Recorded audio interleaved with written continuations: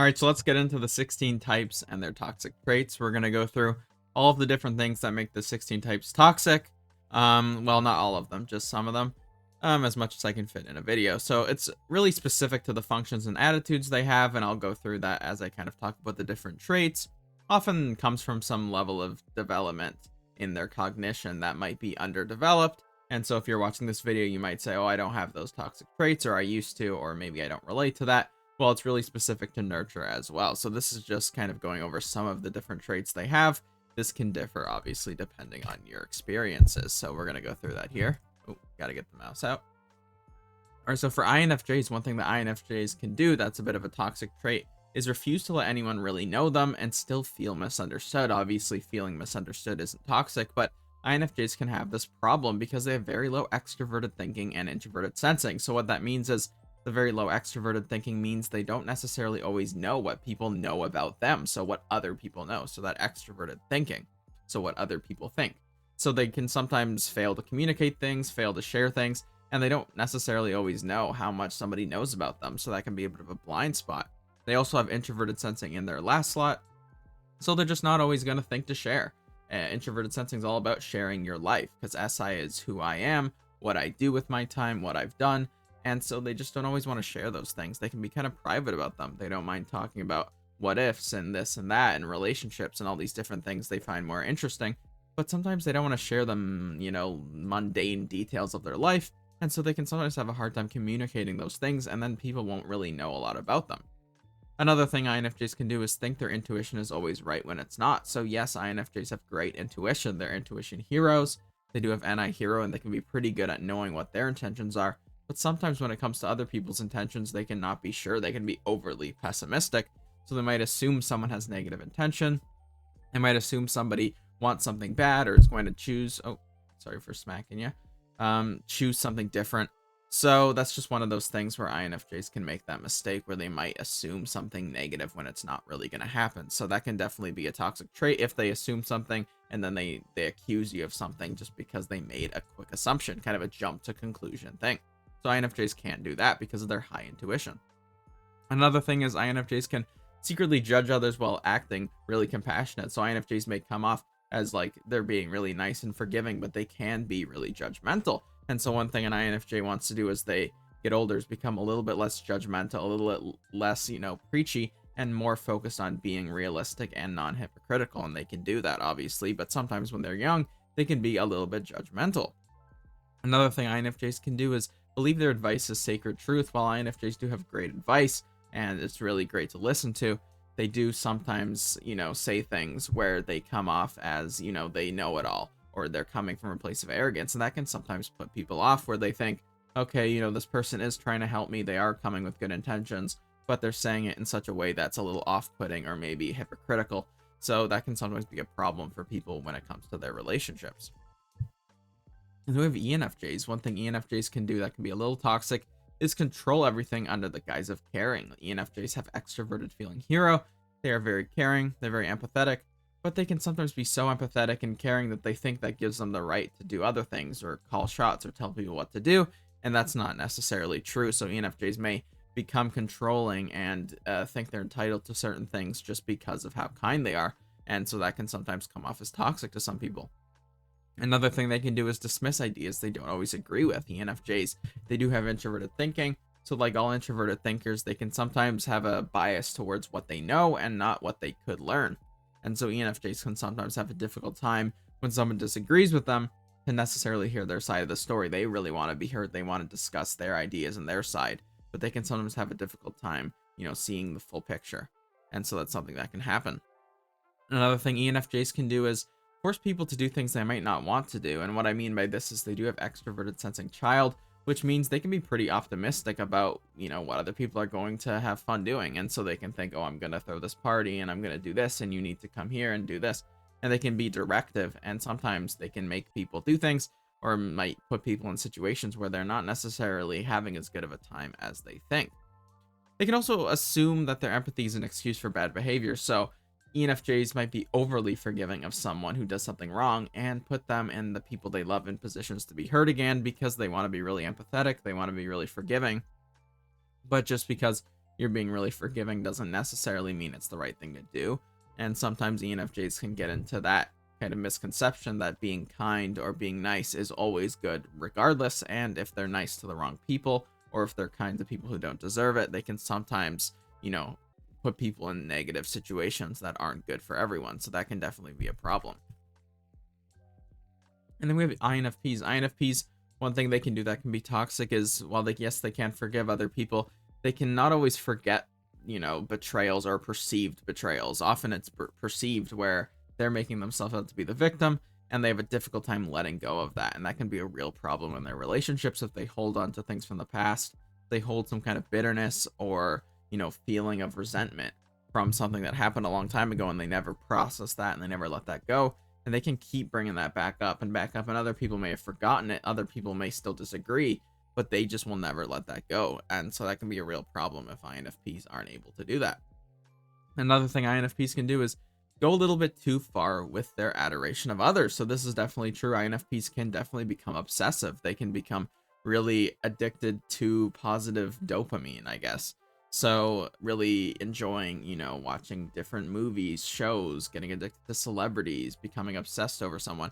That's really true for INFPs. So they want to be careful with what they're spending their time watching, listening to, and obsessing over, because they can sometimes go a little too far with their adoration of others, and then, kind of idolize other people. Another thing INFPs can do is they can have a hard time taking emotional accountability. They're feeling types, yes, and they are FI heroes, but that means they're really optimistic with themselves. So they can sometimes feel like it's not their fault. It's other people's fault. I didn't do anything wrong. And they can have a hard time taking emotional accountability, where yes, they can admit maybe they made a mistake, but can they admit that they did something bad? Can they admit that they did something that was morally wrong? That can be really difficult for INFPs to accept. And so they pass the blame on others, and they can have a difficult time apologizing for things if they feel like they're just not, didn't do anything bad, and then they don't want to apologize. So that can be a real problem. Another thing for INFPs is they can be manipulative to get what they want. They might not see themselves as necessarily, being strategic, making all these choices and being really, focused on that. But they can be, subtly manipulative of the world around them, and they can, put little ideas into people's head, spread misinformation here or there, and they can be really good at manipulating things to the way they want. But that can be a problem as well if they play kind of God over other people's lives.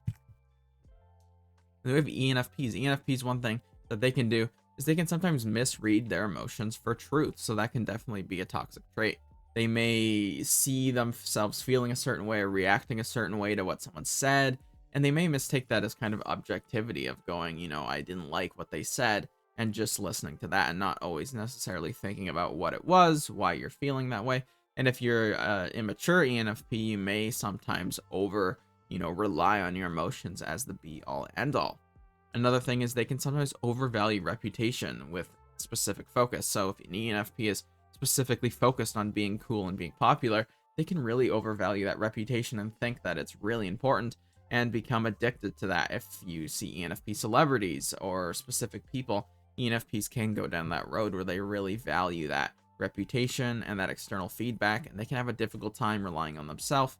They can have a difficult time, doing things that are authentic to them if they're focused too much on being cool.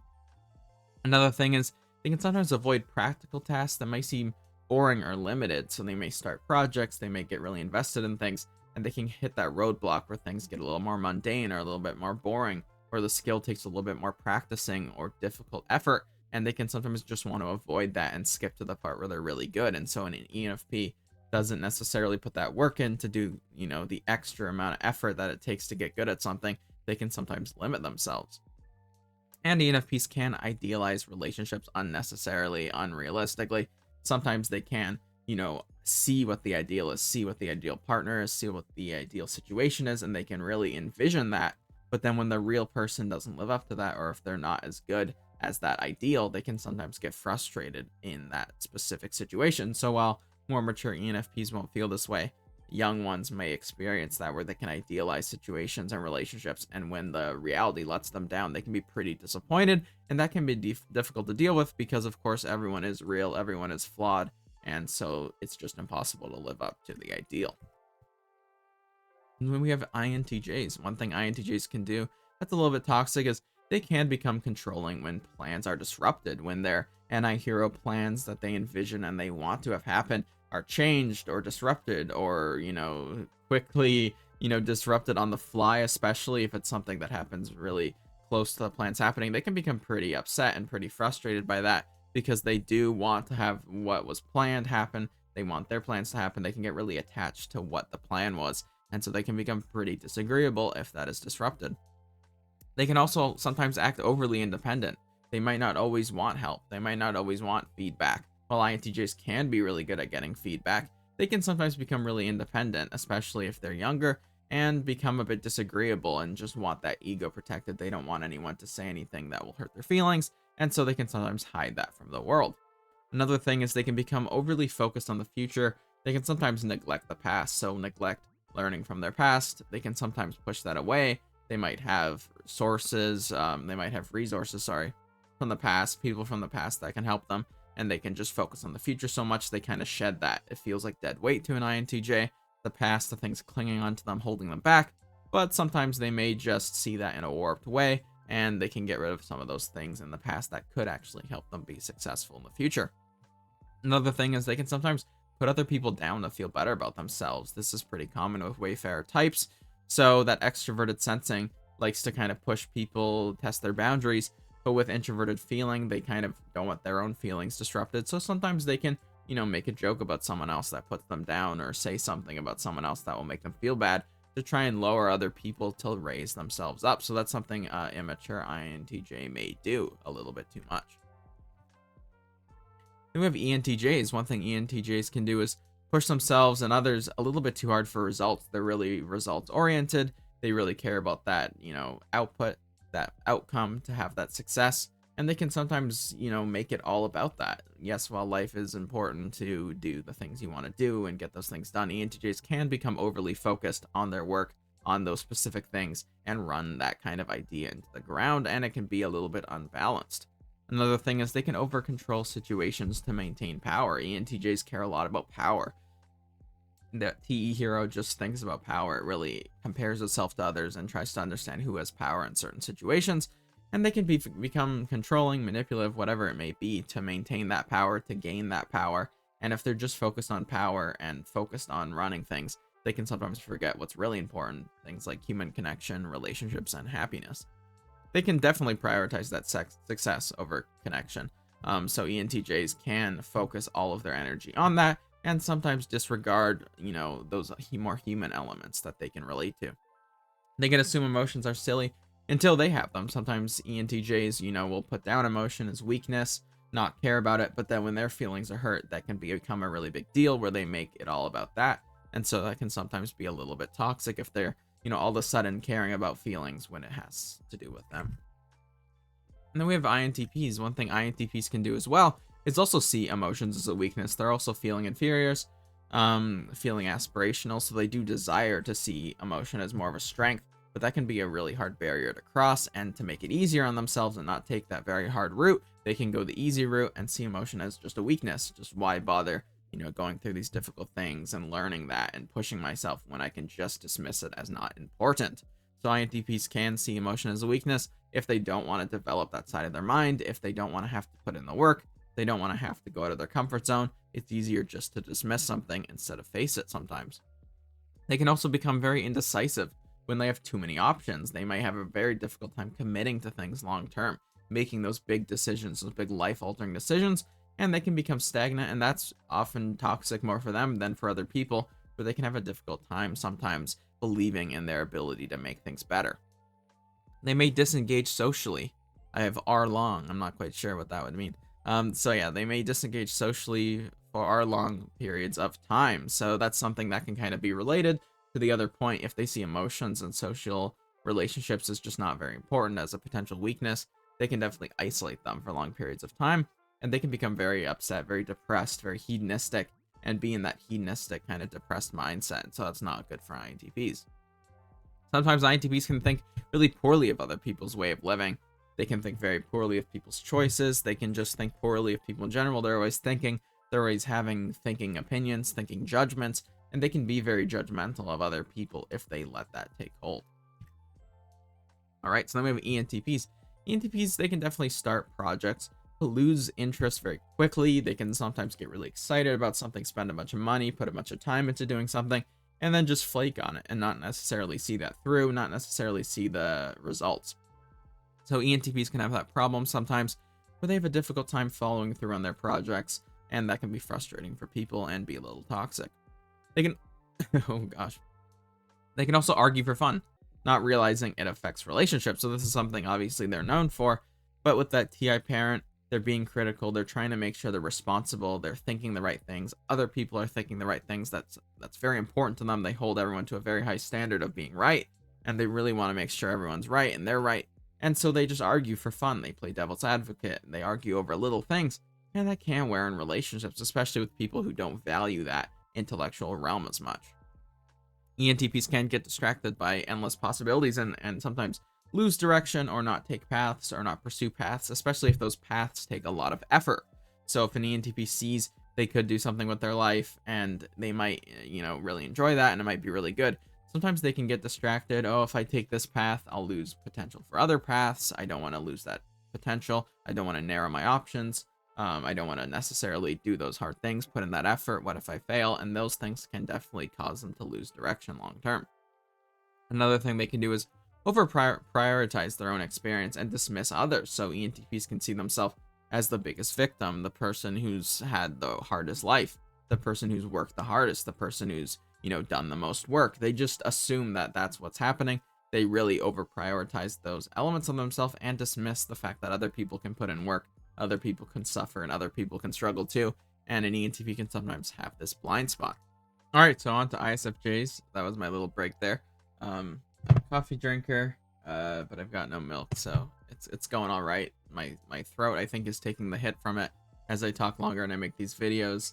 I think I don't drink enough water, and then I drink the coffee, and I'm pretty sure that's just completely wrecking my throat. So leave a comment down below if you're actually watching at this point and you drink coffee or whatever you drink. Let me know in the comments down below. But yeah, for ISFJs, one thing ISFJs can do that's a little toxic is sometimes they can avoid conflict to preserve that harmony, preserve that status quo, even when boundaries are needed. So that might be for themselves, that might be for other people in their life. They can have a difficult time causing disruption, causing problems, causing conflict, causing chaos when it seems unnecessary, and they want to preserve that harmony, preserve that status quo at all costs. But there can sometimes be moments where they need to make a stand or stand up for themselves, because long term those things can build and then the status quo will be destroyed anyways. For ISFJs, another thing is they can be reluctant to try new methods of doing things even when the current ones aren't working. So sometimes ISFJs, if they're immature, can want to stick to that tried and true, that old sensible way of doing things. But sometimes in human history, things change really fast. Things can be adapting very quickly, and they can be a little reluctant to adapt. Another thing is they may justify their actions without asking others.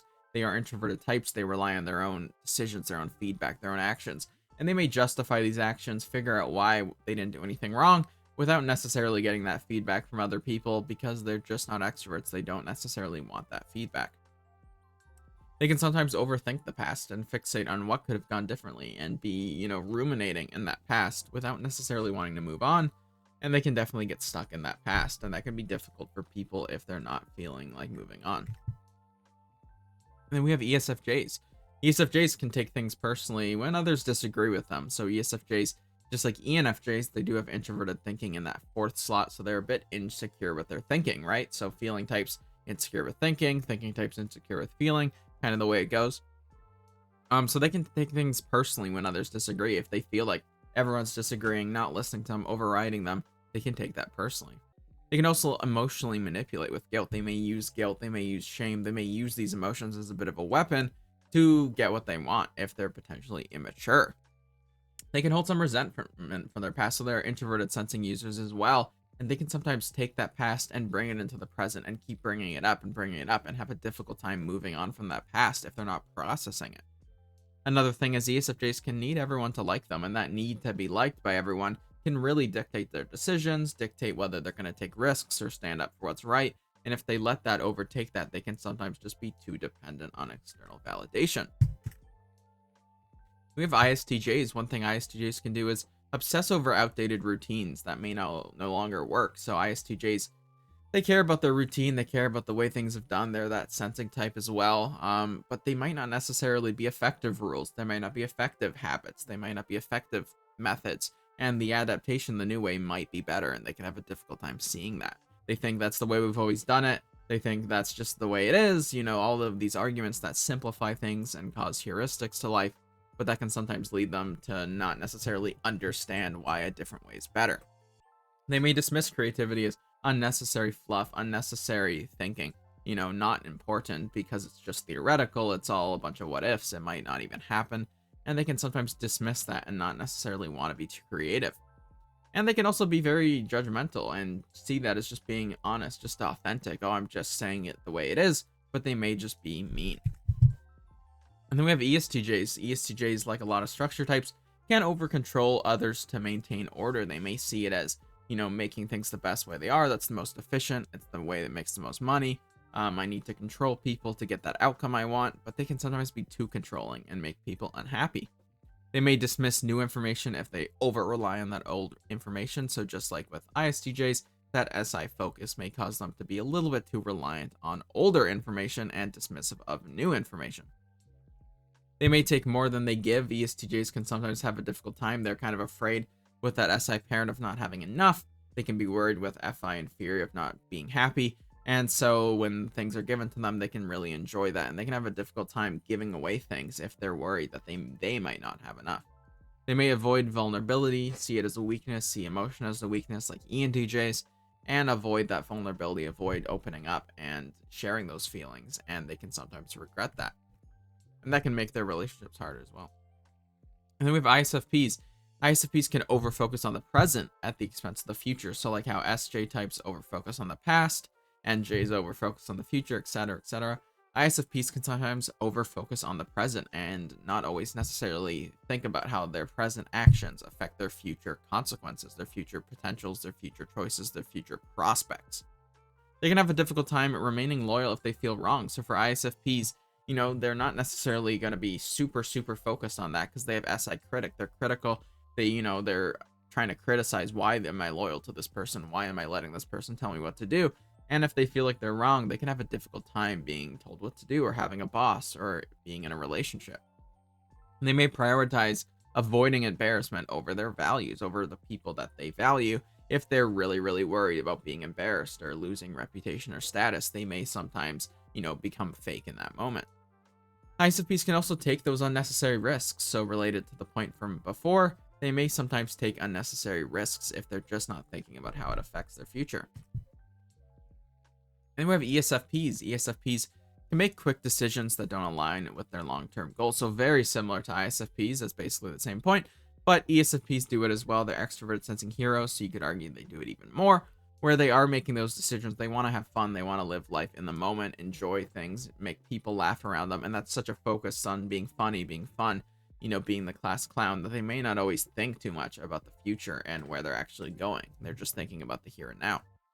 They can sometimes resist feedback as well if it feels too critical, if it feels mean, if it feels, like somebody's being rude or disrespectful. They may just disregard their feedback, even if it's right. And they can then react very emotionally in a strong way and have those emotional outbursts that can sometimes, make people feel not heard.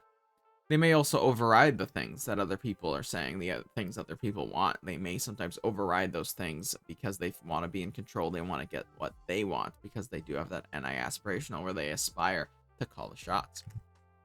Then we have ISTPs. ISTPs, they can emotionally withdraw from conflict instead of engaging, kind of like ISFJs as well. They want to keep the peace. They want to keep harmony. They don't always necessarily want to bother having all the stress and conflict.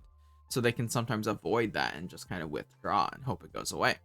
They may also act impulsively in search of stimulation. So if they feel understimulated because they have SI critic, FI demon, that means they're not going to have these big emotional reactions to things.